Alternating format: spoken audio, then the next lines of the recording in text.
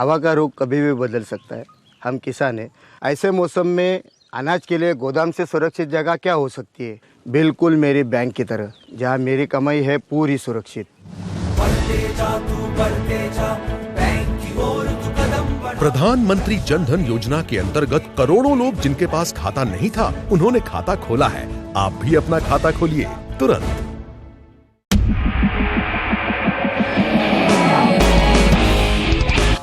Welcome back.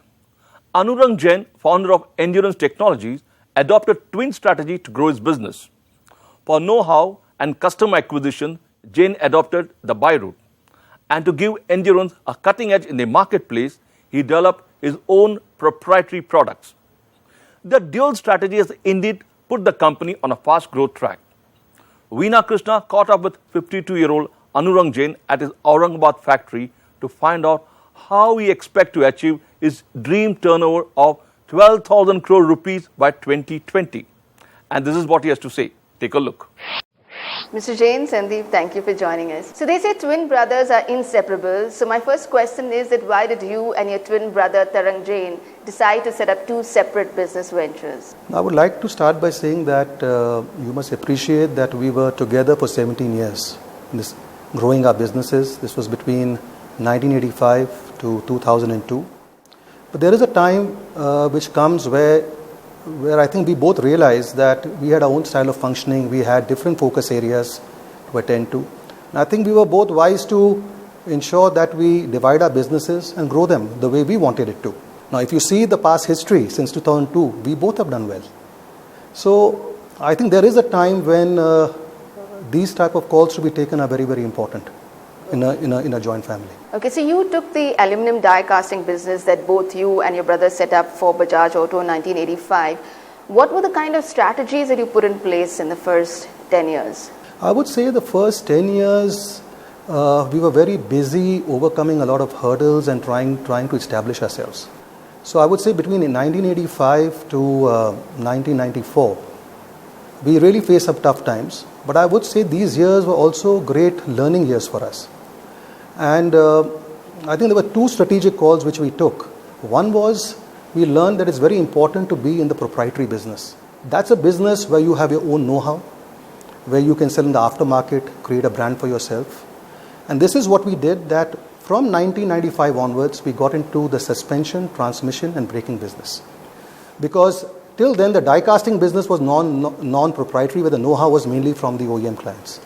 So what we did was we tied up with the best companies in Europe, got in the technology, set up our own R&Ds, because it was very important to suit the products to Indian roads, Indian driving habits. Also, we had to make them more cost effective. And this really helped us to become a serious player in the auto component industry, because now we were competing with global companies in these three areas.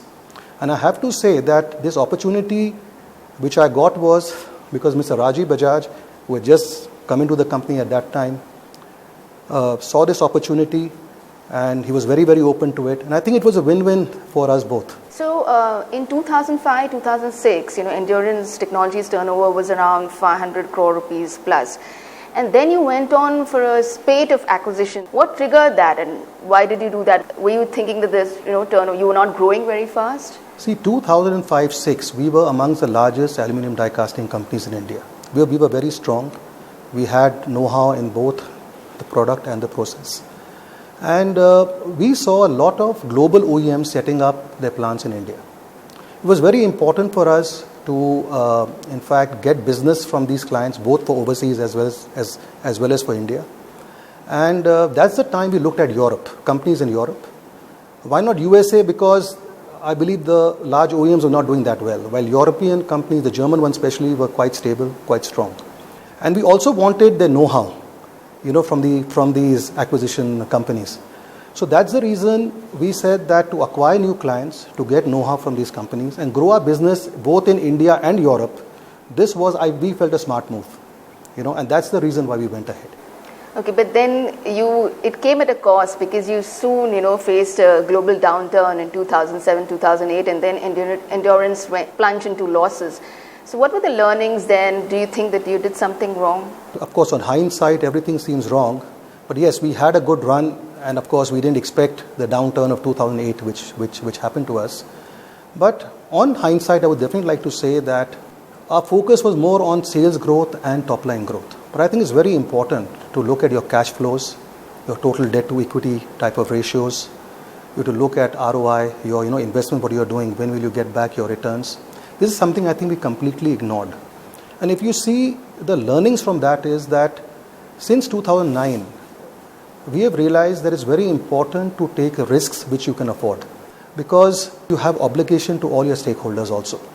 And at the same time, have this focus on ratios, on cash flows.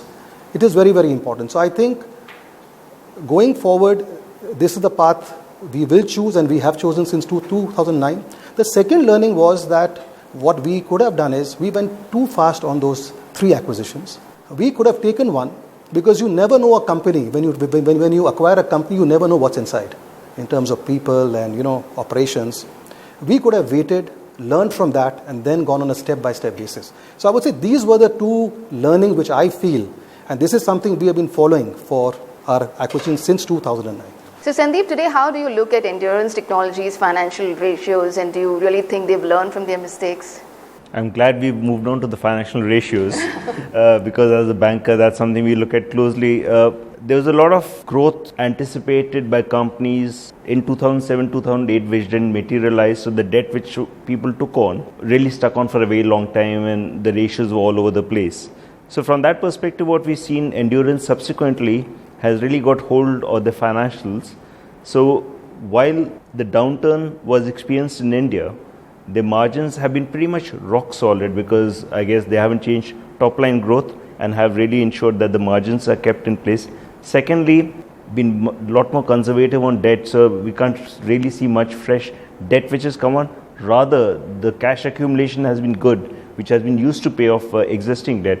So from a perspective of, if we see the company at this stage of the economic cycle where we expect growth to take place, is very strongly positioned, because margins are there.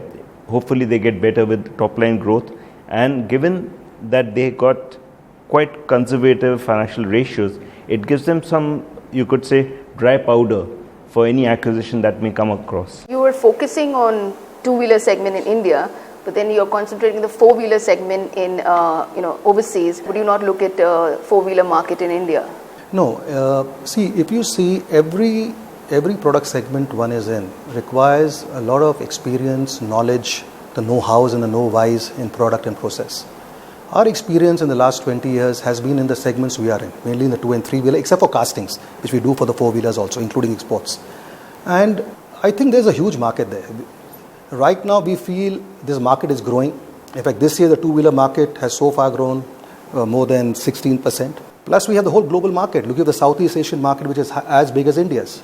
So with a market so big and so much of opportunity there, why we should look at other sectors which require so much more expertise, And our strengths are here. So it's good to leverage your strengths and to go forward.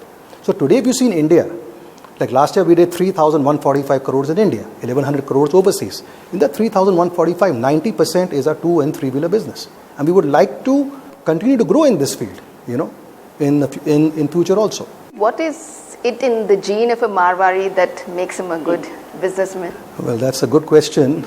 I mean, if you take my view, I think he's a very financial savvy person.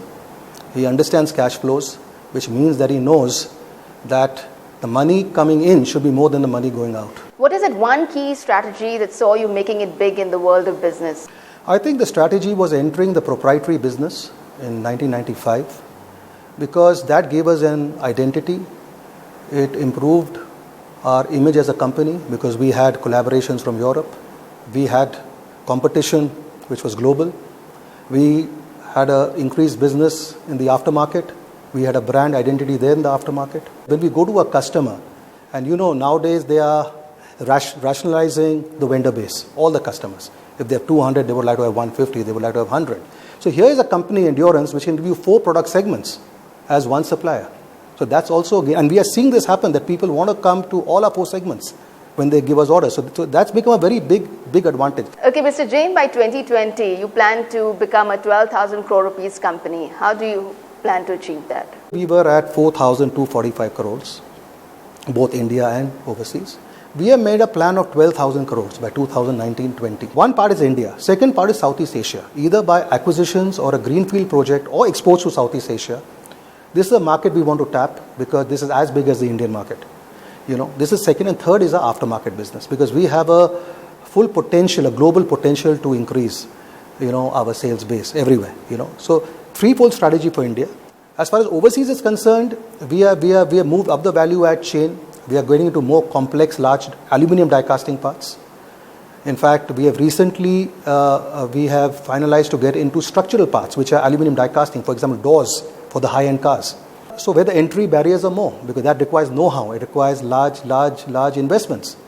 So our strategy is complex, large parts, having good know-how, important know-how overseas, mainly four-wheeler, and mainly two- and three-wheeler in India. But four-wheeler, if an opportunity comes in the casting space, we are totally open. If we believe we can make money, we will surely do it. Mr. Jain, thank you for joining us. Sandeep, thank you for joining us. Thank you, Veena. Thank you for having me. Well, that was Anurang Jain convincingly explaining his twin strategy. These are the mantras he implemented to build Endurance Technologies. Use buy route to acquire a latest technology and customers. Make proprietary products. This will give you an edge over your competitors. Keep an eye on financial ratios. Don't focus only on turnover. And finally, outsource all non-critical operations. This will help you to control cost and investments. Practical mantras, I would say. Well, the mantra of developing proprietary products has indeed helped Endurance Technologies. Before I go, I am reminded of this well-known saying in the corporate world. Nobody got fired for buying IBM products. On that thinking note, it is time to say goodbye. See you next week with another interesting episode. Till then, keep watching CNBC TV 18.